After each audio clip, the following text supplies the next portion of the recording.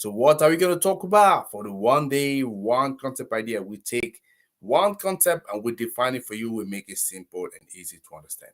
Today, I want to talk about carbon pricing because I'm sure recently you heard a lot about carbon pricing. Some of you are wondering, so what's the fuss about that? What does that mean actually? This is what we're going to be doing in the next 5 minutes. So carbon pricing, what is it? It is a policy tool that is used to reduce carbon emission by putting a price on the carbon that you're producing or you're rejecting. Yeah. So they can be done through the carbon tax or cap and trade system. So a carbon tax sets a price on carbon emissions, and companies that emit carbon pay that price. So the cap and trade system sets a cap on the amount on carbon that can be emitted, and companies that emit less than the cap can sell their unused emission allowance to companies that emit more, right? So it's as simple as that, yeah? So how does it work then? So the way carbon pricing works is by creating a financial incentive for companies to reduce their carbon emission. So when the price of carbon is high, it becomes more expensive for companies to emit carbon. So they have an incentive to reduce the emission.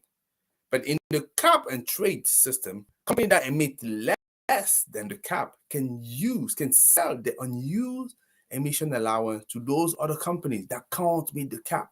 And that creates a market for emission allowances.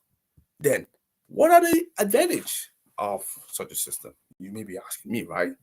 So there's several, yeah, using carbon price as a tool. First, it produces a clear and predictable price signal to companies, encourage them to invest into low carbon technologies and practices.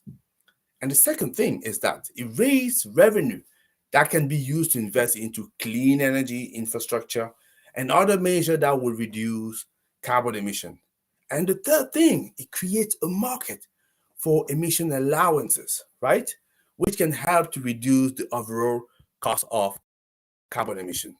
But there's also some advantages. So let me tell you some of it. So the first disadvantage I can think about, right, is that it is difficult to set the right price for carbon. As if it's too low of a price, this may not provide enough of an incentive to reduce emission. But if it's too high, it may be a burden on companies, but also consumers, because companies are going to pass it down to consumers. And another disadvantage that I could see is that it's kind of a little bit difficult to enforce it because some companies may find ways to evade it, some loopholes. And on top of that, additionally, it may be regressive. It may have some regressive impact on low-income households and small businesses. Yeah, and they are, in general, in terms of carbon pricing, two key mechanisms, right?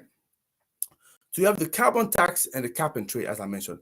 Carbon tax, you have a tax on carbon emission where there is a fixed price, which is based on each ton of carbon that a company is emitted, or an industry. Yeah. So, and the price is set by the government and is intended to create an economic incentive for companies to reduce their emission. For example, in Canada, you have the British Columbia carbon tax, which has been placed since 2008 and currently stands at $40 per tons of carbon. So for the cap and trade, it's a market based on the approach to carbon pricing that sets a limit and a cap on the total amount of carbon emission that is emitted by a country or region. And companies are issued a set of emission allowance, which represent the right to emit a certain amount of carbon. And if they emit less than that, as I mentioned already, yeah, then the allocated amount, so they can sell the unused allowance to other companies that exceed it. Yeah. So this is what we could see. For example, in the EU, the European Union Emission Trading System, the EU ETS, this is the first and largest carbon market in the world, established since 2005. And you also have a system which is a combination of two, it's a hybrid. So you have a carbon tax and cap and trade system, right? So all in all, this is actually what I can say about carbon pricing. Hopefully it makes sense now and you're not very, very knowledgeable about the topic. Next time somebody asks you a question about that, I want you to respond like no second, right?